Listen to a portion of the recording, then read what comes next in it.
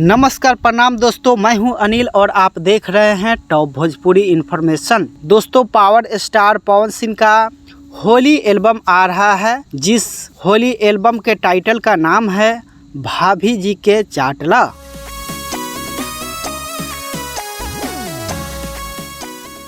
इसमें सिंगर हैं पवन सिंह और फीमेल सिंगर हैं शिवानी सिंह। दोस्तों, इसमें म्यूजिक दिए हैं प्रियांशु सिंह और इसका राइटर है निक्की निहाल और नवनीत सिंह हैं। इसमें एक्ट्रेस में नजर आएंगी चांदनी सिंह और इसके डायरेक्टर हैं गोल्डी जायसवाल और कोरियोग्राफर हैं बॉबी जैक्सन और एडिटर हैं पप्पू वर्मा और इसका डीओपी है सुनील बाबा और ब्रजेश यादव हैं। तो दोस्तों, यह गाना एंगल म्यूजिक ऑफिशियल चैनल से रिलीज होने वाला है, तो हम लोग इस गाने का वेट करते हैं और फिर रिलीज होता है तब इस गाने को हम लोग सुनते हैं। ये तो अजीब टाइटल लग रहा है।